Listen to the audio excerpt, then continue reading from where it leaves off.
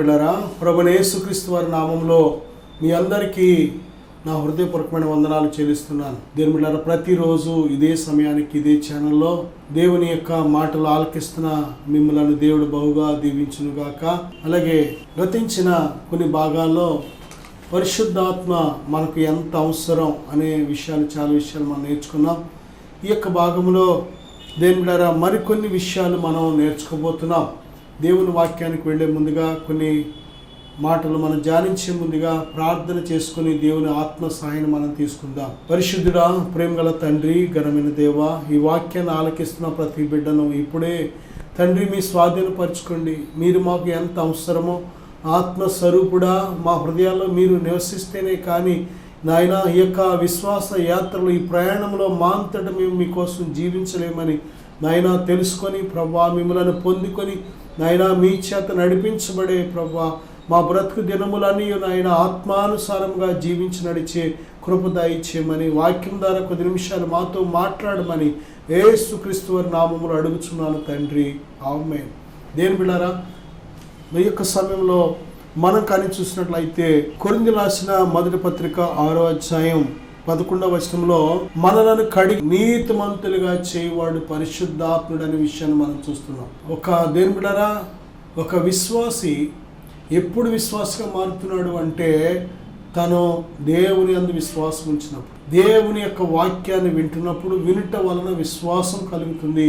ఆ యొక్క విశ్వాసం ఆ వ్యక్తిని ఎంతవరకు తీసుకెళ్తుందంటే ఆయన ఆత్మ చేత మరి పరిశుద్ధపరచబడి నీతిమంతురాలుగా చేసే వరకు కూడా తీసుకెళ్తుంది. దేని బిడ్డారా, పరిశుద్ధాత్మ మనల్ని నీతిమంతులుగా చేసే దేవుడు ఆయన. నిజమే దేని బిడ్డారా, మన క్రియల ద్వారా, మన యొక్క పుణ్య కార్యాల ద్వారా, మన యొక్క దాన ధర్మాల ద్వారా మన నీతిమంతులు కాలేము. అలాగని ఆ కార్యాలు చేయొద్దంటలే దేవుడు. ప్రభునందు విశ్వాసం ఉంచిన మనము విశ్వాసము క్రియలతో కూడింది కనుక ప్రతి విశ్వాసము క్రియలతో కూడింది. క్రియలు లేని విశ్వాసం మృతము కనుక తప్పనిసరిగా విశ్వాసపు క్రియలు మనం కలిగి ఉండాలి. అలాగే ఇక్కడ మనం చూసినట్లయితే దేవుడు తన ఆత్మ చేత మనల్ని ఏం చేస్తున్నాడంటే నీతివంతులుగా చేస్తున్నాడు. అది దేవునికే సాధ్యం. ఎందుకు నీతిమంతులుగా మారాలంటే దేవుడు నీతిమంతుడు కాబట్టి నీతిని జరిగించే ప్రతివాడు దేవుని కుమారుడు. దేవుని బిడ్డారా, దేవుడు నీతిమంతుడు కనుక నీతిని జరిగించకపోతే మనల్ని మనం మోసపరుచుకుంటున్నాం. దేవుని పిల్లలమైన మనం అందరం కూడా నీతిమంతులుగా బ్రతకాలి, నీతిని కలిగి ఉండాలి. ప్రియ బిడ్డారా, దేవుని యందు విశ్వాసము ద్వారా దేవుడు మనలను నీతివంతులుగా చేస్తున్నాడు, ఉచితముగా చేస్తున్నాడు. అబ్రహాము దేవుడు నమ్మాడు, అది అతనికి నీతిగా ఎంచాడు. ఈరోజు ప్రభువైన యేసుక్రీస్తు నందు విశ్వాసం ఉంచిన మనలను దేవుడు నీతిమంతులుగా తన పరిశుద్ధాత్మ ద్వారా మాత్రమే మనల్ని చేస్తున్నాడు. దేని బిడ్డ, అలాగే ఎఫెసీ పత్రిక 2వ అధ్యాయం 22వ వచనంలో ఆయన పరిశుద్ధాత్మ కార్యక్రమాల్లో మరొక కార్యక్రమం ఏంటంటే దేవునికి నివాస స్థలముగా మనల్ని కడుతున్నాడు. నిజమే దేని బిడ్డారు, ప్రభువులోకి రానంత వరకు కూడా మన జీవితం అడ్డదిడ్డాలుగా ఉంది, మన ప్రవర్తన అడ్డదిడ్డాలుగా ఉంది, వంకర్ టెంకర్గా ఉంది. దేని బిడ్డారు, మన మాటలు, మన చూపులు, మన నడకలు, మన తలంపులు, మన ప్రవర్తన సమస్తము కూడా అసలు వాక్యంతో పోలిస్తే ఏమాత్రము సరిపోల్చేలాగా లేదు, పూర్తిగా విరుద్ధంగా ఉంది. శరీర కార్యాల చేత ఉన్నాం, లోక సంబంధమైన మర్యాదలు, లోక ఆచారాల చేత ఉన్నాం, అలాగే సాతాను మోసపూరితమైన దురాశల చేత నింపబడి ఉన్నాం. అనేక రకాలుగా మరి మన యొక్క హృదయం కానీ మన జీవితం కానీ ఉంది. కానీ ఎప్పుడైతే ప్రభువైన యేసుక్రీస్తు వారిని గురించిన సువార్త వాక్యం మనం విన్నామో, దేని బిడ్డారా, మనము పరిశుద్ధాత్మ చేత ఎప్పుడైతే ఒప్పించబడ్డామో ఇది తప్పు, ఇది తప్పు కాదు, ఇది పాపం, ఇది పరిశుద్ధత అని ప్రతి దాని గురించి ఆయన మనకు బోధిస్తున్నప్పుడు దేని బిడ్డారా, మన హృదయాలు ఎప్పుడైతే ఒప్పుకున్నాయో అప్పుడు మనం గ్రహించగలుగుతున్నాం. దేని ప్రియ బిడ్డ, ఇక్కడ మనం చూసినట్లయితే దేవుడు నివసించే నివాస యోగ్యముగా మన దేహాలను సిద్ధపరిచేది ఎవరంటే పరిశుద్ధాత్ముడే. పరిశుద్ధాత్మ మనను సిద్ధపరుస్తూ ఉంటారు. ఆయన దేవుని ప్రియులారా, ఆయన నివాస యోగ్యముగా మనల్ని సిద్ధపరిచి అప్పుడు మనలో ఎల్లప్పుడూ ఉంటూ ఉంటారు. ఆయన దేవుని బిడ్డలారా, యేసు నమ్ముకున్న ఆ క్షణంలోనే పరిశుద్ధాత్మ చేతను ముద్రించబడుతున్నాం. కానీ ఆ క్షణం నుంచి మన పని ఏంటంటే లోతైన అనుభవంలోకి మనం వెళ్ళాలి, దేవునితో గొప్ప సహవాసం మనం చేయాలి, ప్రతి విషయంలో ఏ విషయంలో దేవునికి అభ్యంతరకరమైన క్రియలు మనలో ఉన్నాయో వాటన్నిటినీ కూడా ఎప్పటికప్పుడు సరిచేసుకుంటూ దేవునికి లోబడుతూ తగ్గించుకుంటూ దేవునికి సరెండర్ అవుతూ దేవునికి పూర్తిగా మనం లోబడే జీవితం కలిగి ఉంటామో అలాగా దేవుని ఆత్మ మనను పరిశుద్ధపరిచి నీతిమంతులుగా మార్చి ఆయన నివాసం చేయడానికి యోగ్యమైన దేవాలయాలుగా మనల్ని సిద్ధపరుస్తూ ఉంటాడు. దేవుని ప్రియబిడ్డలారా, అలాగే ఎఫెసీ పత్రిక 6వ అధ్యాయం 17వ వచనం మనం చూసినట్లయితే ఆపద్దినమందు అపవాదిని జయించాలి అంటే దేవుని వాక్యం అనే ఆత్మ ఖడ్గాన్ని ధరించుకోవాలి. దేవుని ప్రియబిడ్డ, నిజమే, వాక్యం అనే ఆత్మ ఖడ్గం. వాక్యము ఎలా పోల్చబడిందంటే ఖడ్గంతో పోల్చబడింది. వాక్యం అనే ఆత్మ ఖడ్గం అంటే వాక్యము ఆత్మ విడదీయరాని బంధం కలిగిన వారు. వాక్యము ఎలాగైతే బోధిస్తుందో పరిశుద్ధాత్ముడు అలాగే ఉన్నారని అర్థం. పరిశుద్ధాత్ముడు ఎలాగ ఉంటారు అంటే వాక్యం ఎలాగైతే స్వభావాన్ని చూపిస్తుందో, ప్రభువైన యేసుక్రీస్తు వారి స్వభావాన్ని చూపిస్తుందో పరిశుద్ధాత్మ కూడా అదే స్వభావం కలిగి ఉన్నారని అర్థం. కనుక దేవుని బిడ్డలారా, ఇక్కడ మనం చూస్తే పరిశుద్ధాత్ముడు వాక్యమైన దేవుడుగా ఉన్నారు. ఆయన వాక్యము ఆయన ఆత్మ ఒక్కటిగా ఉన్నారు. దేవుని బిడ్డలారా, మన చాలామంది జీవితాల్లో మరి వాక్యం మాత్రమే ఉంటుంది. పరిశుద్ధాత్మ ఆ యొక్క క్రియలు నడిపింపును వారు గ్రహించలేని వారు ఉంటూ ఉంటారు. చాలామంది పరిశుద్ధాత్మ చేత నింపబడతారు, కానీ వాక్యం తెలియక వాక్యానికి లోబడక వారు మిగిలిన విషయాల్లో అభివృద్ధి చెందలేని వారు ఉంటూ ఉంటారు. చాలా అద్భుతాలు వారు మిస్ అవుతూ కోల్పోతూ ఉంటారు. కానీ ఎప్పుడైతే వాక్యము ఆత్మ రెండు కూడా కలిసి మన జీవితంలో పుష్కలంగా ఉన్నప్పుడు, మనం వాక్యానికి లోబడుతున్నప్పుడు దేవుడు పరిశుద్ధాత్మకు లోబడుతున్నాం కనుక వాక్యమైన దేవుడు అంటే పరిశుద్ధాత్ముడు మనలను శక్తివంతులుగా నిలబెడుతున్నాడు. దేవుని బిడ్డలారా, ఇక్కడ మనం చూసినట్లయితే శత్రువైన సాతానుని జయించే శక్తి ఎలాగ వస్తుందంటే వాక్యమైన ఆత్మ ఖడ్గాలను ధరించుకుంటున్నాడు. ప్రభువైన యేసుక్రీస్తు వారు 40 రాత్రులు 40 పగలు కూడా ఆయన శోధించబడిన తర్వాత, దేని ప్రియబిడ్డలారా, ఆయన ఉపవాసం ఉన్న తర్వాత అపవాది ఆయనను శోధించినప్పుడు ఆయన పట్టుకున్న ఖడ్గం పేరు ఏంటంటే వాక్యం అనే ఆత్మ ఖడ్గం. దేని బిడ్డలారా, చూడండి, కొన్నిసార్లు శత్రువు కూడా దేవుని యొక్క పరిశుద్ధ గ్రంథం నుంచి వాక్యాన్ని చూపెడుతూ ఉంటాడు. వాక్యాన్ని పెడర్థాలుగా, వాక్యాన్నే వాడు తలకిందులు చేసి, వాక్యాన్నే దేని బిడ్డలారా అది అందులో ఒక ముక్క కట్ చేసి ఒక ముక్క కలిపి రకరకాలుగా చేసి శత్రువు మనకు బోధిస్తూ ఉంటాడు. నమ్మవద్దు. దేని బిడ్డలారా, అందుకే ప్రతి ఒక్కరి దగ్గర కూడా ఒక గ్రంథం ఉండాలి, వాక్య గ్రంథం ఉండాలి. వాక్యం ప్రతిరోజు మనం దివరాత్రము దాన్ని ధ్యానించేవారికి ఉండాలి. వాక్యాన్ని మనం ఎంతగా ధ్యానిస్తామో, చదవడం కాదు, వినడం కాదు, దేని ధ్యానించే మెట్టులోకి మనం వెళ్ళాలి. ధ్యానించడమే కాదు, వాక్యం ధ్యానిస్తూ దానికి మనం లోబడే వారిగా మనం ఉండాలి. ప్రతి మాటకు దేవుని వాక్యాన్ని మనం గైకొనే వారికి ఎప్పుడైతే ఉంటామో అప్పుడే పరిశుద్ధాత్మతో బలముగా నింపబడతాం. పరిశుద్ధాత్మ కార్యాలు అనేక మనం చూడగలుగుతాం. దేని బిడ్డలారా, ఇక్కడ ఆపద్దినమందు అపవాదిని జయించాలి అంటే వాక్యం అనే ఆత్మ ఖడ్గాన్ని ధరించుకోవాలి. దేని ప్రియబిడ్డ, ఈరోజు చాలామందిని అతి సులువుగా శత్రువు మోసం చేయడానికి కారణం ఏంటంటే వారికి వాక్యము తెలియక, వాక్యము వారు వినక, వాక్యం వారు గ్రహించక చాలా సులువుగా వారు మోసపోతూ ఉంటారు. ప్రియబిడ్డలారా, దెస్సలోనికి రాసిన 2వ పత్రిక 2వ అధ్యాయం 13వ వచనం, రోమపత్రిక 15-16 వచనాలు చూసినట్లయితే రోమపత్రిక 15వ అధ్యాయం 16వ వచనం కూడా పరిశుద్ధపరచువాడు పరిశుద్ధాత్మ. దేవుడు తన పరిశుద్ధాత్మ చేత మనల్ని పరిశుద్ధపరుస్తున్నాడు.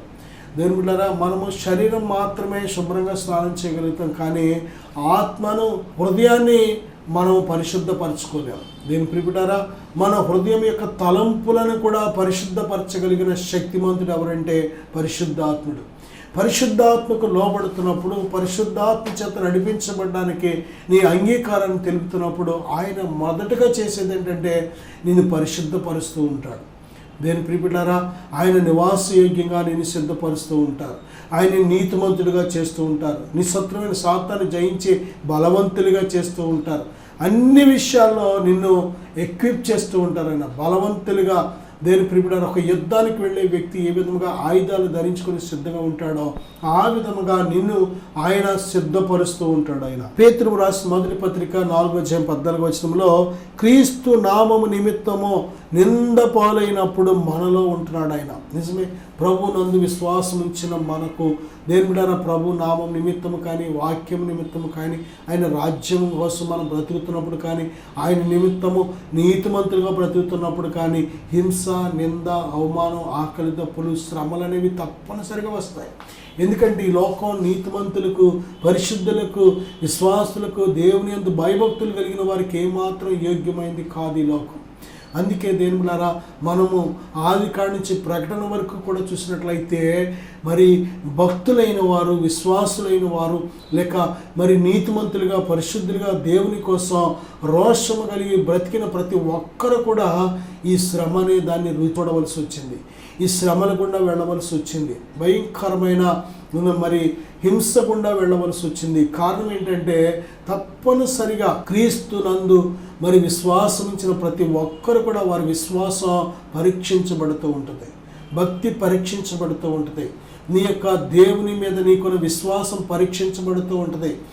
కాబట్టి దేవుని బిడ్డలారా, ప్రభు చెప్తున్నారు యోహాను సువార్త 16:33 లోకములో మీకు శ్రమ కలుగును, అయినను ధైర్యము తెచ్చుకోండి అన్నారు ప్రభు. నిజమే, లోకములో ఉన్న మనము తప్పనిసరిగా మరి దేవుని బిడ్డలారా, శ్రమ అనేది దేవుని పిల్లలకు, మరి అన్యులకు కానీ, అవిశ్వాసులకు కానీ, భక్తిహీనులకు కానీ ఏ విధంగా శ్రమలు వస్తూ ఉంటాయో, వారు చేసిన పాపమును బట్టి, అవిధేయతను బట్టి, లేక వారి భక్తిహీనమైన క్రియలను బట్టి వారికి శ్రమలు ఎలా వస్తాయో, దేవుని యందు భయభక్తులు కలిగిన వారికి కూడా, దేవుని కోసం నీతిమంతులుగా దేవుని యందు విశ్వాసం ద్వారా జీవించే పిల్లలకు కూడా శ్రమ తప్పనిసరిగా వస్తుంది.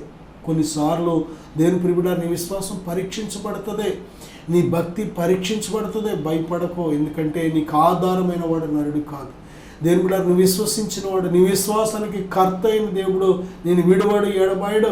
ఆయన యందు విశ్వాసం ఇచ్చిన వారిని ఆయన కాపాడే దేవుడిగా ఉన్నాడు ఆయన. దేవుని ప్రియులారా, మనం చూసినట్లయితే భక్తులు ఎంతోమంది వారు మరి అగ్ని జ్వాలల గుండా వెళ్ళారు, దేవుడు వారిని విడిచిపెట్టలేదు. సింహాలు బోను గుండా వెళ్ళారు, దేవుడు వారిని విడిచిపెట్టలేదు. మరి ఖైదు గుండా వెళ్ళారు, దేవుడు వారిని విడిచిపెట్టలేదు. దేవుని బిడ్డలారా, నిందల గుండా వెళ్ళారు, దేవుడు వారిని విడిచిపెట్టలేదు. ఆకలి దప్పులు గుండా వెళ్ళారు, దేవుడు వారిని విడిచిపెట్టలేదు. ఒంటరిగా ప్రయాణం చేయవలసి వచ్చింది, దేవుడు వారిని విడిచిపెట్టలేదు. దేవుని ప్రియబిడ్డ, ఎందుకంటే ఆయన తన ప్రజలను విడిచిపెట్టే దేవుడు కాదు. బలమైన దేవుడు, ఆయన చేతులను మనను ఎవ్వరు కూడా అపహరింపలేరు. దేవుని ప్రియబిడ్డ, అందుకే ప్రభు చెప్తున్నారు కదా, దేహమును మాత్రమే చంపువారికి భయపడకుడు కానీ ఆత్మను, దేహమును కూడా నరకములో నశింపు చేయగలవానికి మిక్కిలి భయపడమని మత్తయి సువార్త 10వ ప్రభు స్పష్టంగా చెప్తున్నారు. నా సహోదరుడా, నా సహోదరి, ఇది కడవరి దినాల్లో ఉన్నాం, ప్రభు రాకడ అతి సమీపమైన దినాల్లో ఉన్నాం కనుక మరి మనం పొందుకోబోయే పరలోక రాజ్యం అనేది చాలా చాలా విలువైంది కనుక ఆ నిత్య మహిమలో, ఆ నిత్యత్వంలో మన ఆత్మ నిత్యము ఉండాలి అంటే ఈ లోకంలో మనం ఎదుర్కొనేవన్నీ కూడా చులకని శ్రమలే. మన కోసం ప్రభు పడిన పాటలతో పోల్చుకుంటే మనం పడుతున్న శ్రమలో ఎన్నదగినవి ఏమీ కాదు. దేవుని బిడ్డలారా, భక్తుడైన యోబు గారు పడిన శ్రమ, ఆయనను సాతాను ఎంతగా శోధించాడో చూసినట్లయితే మనకు ఎదురవుతున్న శోధనలో అవి ఏమీ కాదు అసలు. దేవుని ప్రియబిడ్డ, కొద్ది కాలము మనము స్థిరపడే వరకు, మనము బలపడే వరకు, దేవుల్లో సెటిల్ అయ్యే వరకు కొన్నిసార్లు దేవుడు అనుమతిస్తూ ఉంటాడు. కానీ అవి మనల్ని పాడు చేయవు, కానీ బలపరుస్తూ ఉంటాయి. చాలాసార్లు మనకు మేలు చేస్తూ ఉంటాయి. అందుకే అపొస్తలుడైన పౌలు ఏమంటాడంటే, శ్రమ నొందినట్టు నాకు మేలు అంటాడు. ఇక్కడ మనం చూసినట్లయితే క్రీస్తు నామం నిమిత్తము నింద పాలైనప్పుడు పరిశుద్ధాత్ముడు ప్రత్యేకంగా బిడ్డలను ఆదరించడం అనేది మనం చూడగలం. యోహాను సువార్త 16:13 పరిశుద్ధాత్ముడు తన పిల్లలను సర్వసత్యంలోకి నడిపిస్తూ ఉంటాడు. ఏ విషయంలో కూడా దేవుని బిడ్డలారా, నీకు ఈ విషయం నాకు తెలియదు అని అనక్కర్లేదు. ఎందుకంటే ఈ మానవులు కూడా తీర్చలేని మనకున్న ఆ యొక్క అనుమానాలను పరిశుద్ధాత్ముడు తీరుస్తూ ఉంటాడు. మనకు తెలియని విషయాలు, ఏ నరుడు కూడా చెప్పలేని విషయాలు పరిశుద్ధాత్ముడు మనకు బోధిస్తూ ఉంటాడు. ఆయనే సృష్టికర్త కనుక దేవుని బిడ్డలారా, ఆయన లేకుండా ఏది కలగలేదు కనుక, కలిగి ఉన్నదంతా ఆయన మూలంగా కలిగింది కనుక సమస్తము ఎరిగిన దేవుడు, సృష్టికర్త అయిన దేవుడైన కాబట్టి మనల్ని పుట్టించిన దేవుడు, ఆయన దగ్గర మనకు జవాబు ఉంది. ప్రతి పరిస్థితికి జవాబు ఉంది. మనం ఎదుర్కొంటున్న ప్రతి ఛాలెంజెస్కి దేవుని దగ్గర జవాబు ఉంది. కాబట్టి దేవుని బిడ్డలారా, మనం ఎప్పుడైతే మనం ఆయన దగ్గరికి వెళతామో, దేవుడు చెప్తున్నాడు, నాకు మొర్ర పెట్టు, నేను నీకు ఉత్తరం ఇచ్చేదని అంటున్నాడు. కాబట్టి మనం మొర్ర పెట్టాలి.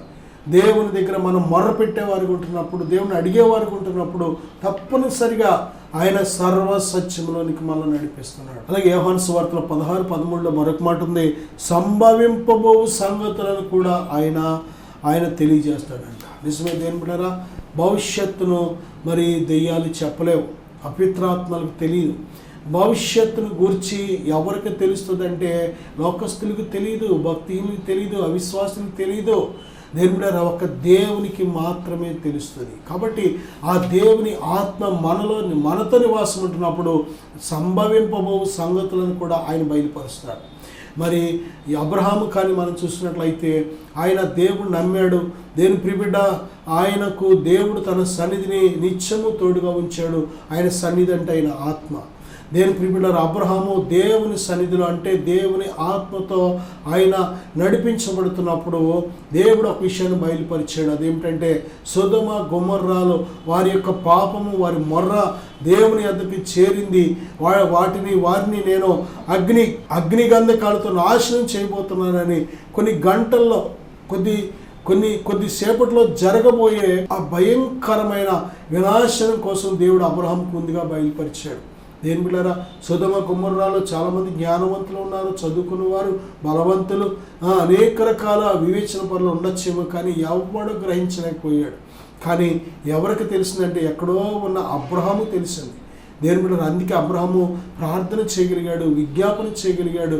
ఆ యొక్క దేశం నశించిపోకుండా, సొదొమ గొమొర్రా పట్టణాలు నశించిపోకుండా అబ్రహాము దేవునికి మొర్ర పెట్టాడు.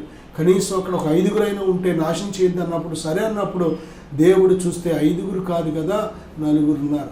అందులో సరైన వాళ్ళు కూడా లేరు. దేని ప్రియబిడ్డ, అందుకే దేని బిడ్డలారా, ఆ యొక్క 4 దేవుడు ఏం చేశాడంటే తన దూతను పంపించి బయటకు తీసుకొచ్చేసాడు.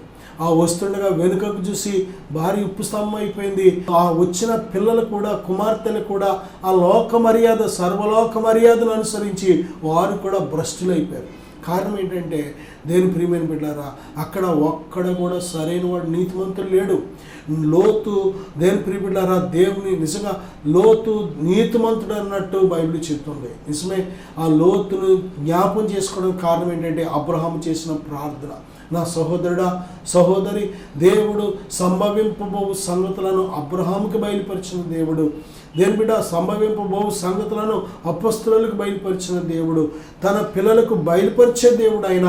ఈరోజు నీకు కూడా ఆయన ఆత్మకు నీ హృదయంలో చోటిస్తే నీకు కూడా బయలుపరచాలని ఆశపడుతున్నాడు ఆయన.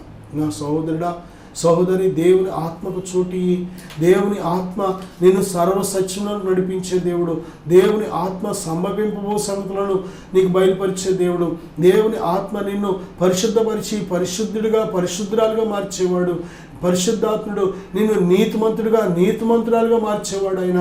పరిశుద్ధాత్ముడు ఆయన నిన్ను ఒక నివాస స్థలముగా, ఆయన ఆత్మ నివాసం చేయడానికి నివాస స్థలముగా మార్చేవాడు ఉన్నాడు ఆయన. అంతేకాదు, శత్రువైన సాతాను నీ మీదకి వచ్చినప్పుడు వాడిని జయించడానికి కావలసిన మరి సర్వాంగ ఆ యొక్క కవచాన్ని నువ్వు ధరించుకున్నప్పుడు ఆయన ఆత్మశక్తి చేత, వాక్యము శక్తి చేత శత్రు మోసాన్ని జయించగలుగుతున్నావు. ఇంతగా పరిశుద్ధాత్మ మనకు అవసరం. నా సహోదరుడా, సహోదరి, పరిశుద్ధాత్మ సహాయం లేకుండా నువ్వు ఏమీ సాధించలేవు. అందుకే ప్రభు చెప్తున్నారు కదా, యోహాను సువార్త 15:5 నాకు దూరంగా ఉండి మీరు ఏమీ చేయలేరు. నా సహోదరుడా, నిజమే, దేవునికి దూరంగా ఉండి దేవుని ఆత్మను పొందకుండా, దేవుని ఆత్మకు లోబడకుండా, దేవుని ఆత్మ మీద తిరుగుబాటు చేస్తూ నువ్వు ఏమీ సాధించలేవు. కానీ దేవునికి లోబడు, దేవునికి సరెండర్ అవ్వు. ఆదరణకర్త అయిన నిన్ను ఆదరించే దేవుడు, బలపరిచే దేవుడు, లేవనెత్తేవాడు, నీ కన్నీరు తుడిచేవాడు, అన్ని విషయాల్లో నిన్ను తృప్తిపరిచి ఆయన సమృద్ధి కలిగిన ఆ యొక్క జీవజలం దగ్గరికి, సమృద్ధి కలిగిన ఆహారం కలిగిన ఆయన వాక్యమైన ఆహారం దగ్గరికి ఆయన నడిపించే దేవుడు ఆయన. నా సహోదరుడా, నేను నీకోసం చిన్న ప్రార్థన చేస్తాను. విశ్వాసంతో ఎక్కిపిద్దాం. పరిశుద్ధుడా, ఈ వాక్యాన్ని ఆలకించిన ప్రతి బిడ్డను ఇప్పుడే బలపరచండి అయ్యా. మీరు మాకు ఎంత అవసరమో మా హృదయాల్లో మీరు నివసిస్తే అయ్యా మేము ఎన్ని విషయాల్లో సఫలమవుతామో నేర్చుకున్నాం ప్రభా. మీకు దూరంగా ఉండి మేమేమి చేయలేం. తండ్రి ఇప్పుడు ఈ వాక్యాన్ని ఆలకించిన ప్రతి బిడ్డ వారి హృదయాలు మీకు తెరచుటకు సహాయం దయచేయండి ఆయన. వారి హృదయాల్లో మీకు వెళ్ళండి తండ్రి, వారి హృదయాల్లో నివాసం ఉండండి నాయన. దయ చూపించండి, కనికరం చూపించండి నాయన. అన్ని విషయాల్లో వారిని తృప్తిపరిచి ప్రభువా వారిని నడిపించమని ఈ ప్రార్థన ఏకీవిస్తున్న ప్రతి బిడ్డను నిండారుగా దీవించమని యేసు నామములో ప్రార్థిస్తున్నాను తండ్రి. Amen. Amen. God bless you. దయచేసి ఇద్దరు ఆడవాళ్ళు ఉండండి, ఇద్దరు మగవాళ్ళు ఉండండి, కట్టుకునే వాళ్ళు అంతే. Thank you Jesus.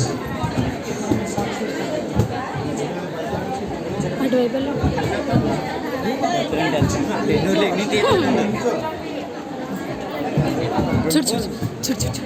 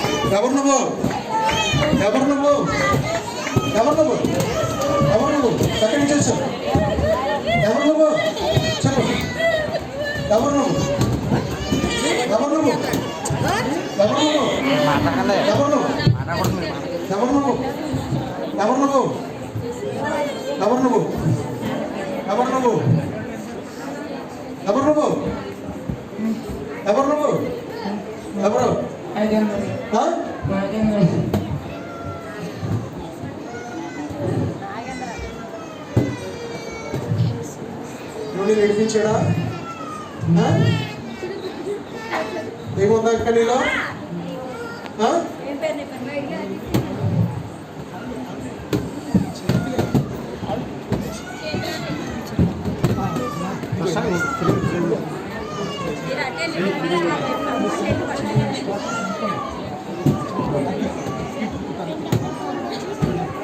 ఎవరు నువ్వు?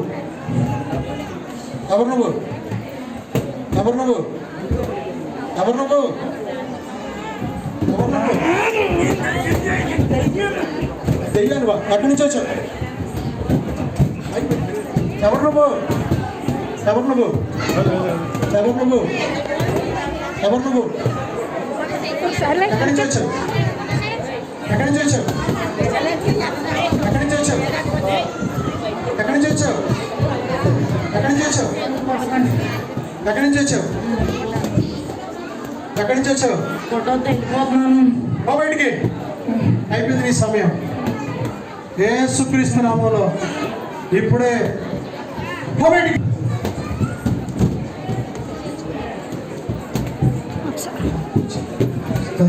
వందనాలు చెప్పేసరికి హల్లెలూయా. ఎన్నో సంవత్సరాల నుంచి త్రాగుడికి భారం చేసేసింది, కుటుంబాన్ని ఏడిపించింది దెయ్యం. ఈరోజుతో దేవుడు నీకు విడుదల ఇచ్చాడు. Thank you Lord. వందనాలు చెప్పేసరికి వందనాలు చెప్పా. హల్లెలూయా హల్లెలూయా.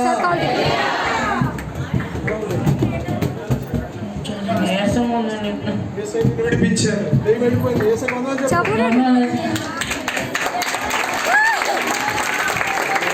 Thank you Jesus. హల్లెలూయా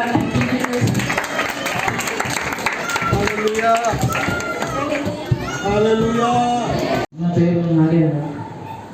మీరు ఏ ఊరు నుంచి వచ్చారంటే మీ చర్చికి ఎప్పటి నుంచి వస్తున్నారు? 5 years నుంచి. 5 years నుంచి వస్తున్నారు. ఇప్పుడు మీకున్న సమస్య ఏంటి? ప్రింటింగ్ ఎక్కువ తీసుకోవాలి, దాని గురించి పాస్పోర్ట్ ఇస్తారని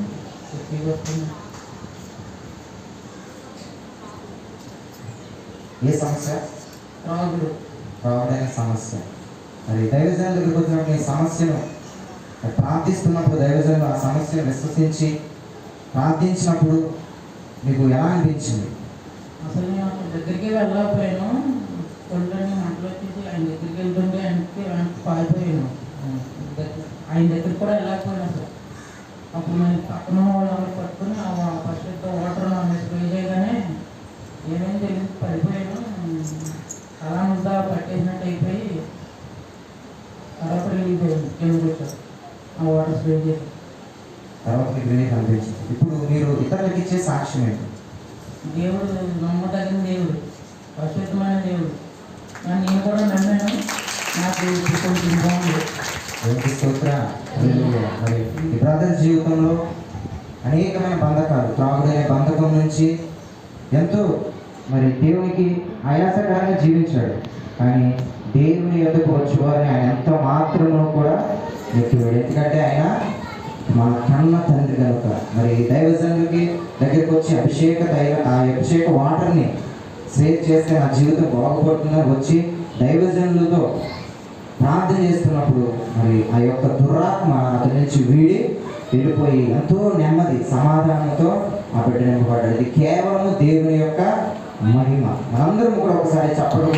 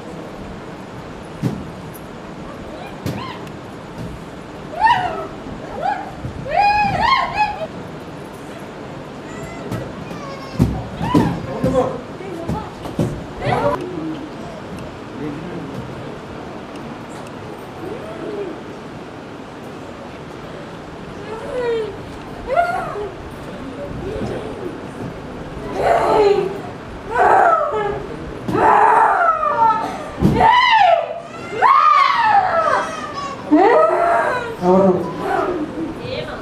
ఎక్కడి నుంచి వచ్చావు?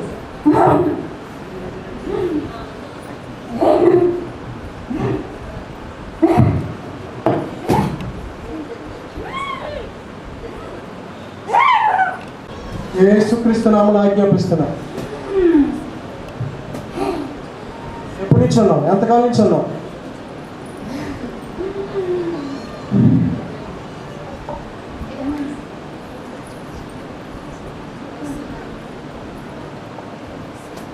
In the name of Jesus Christ.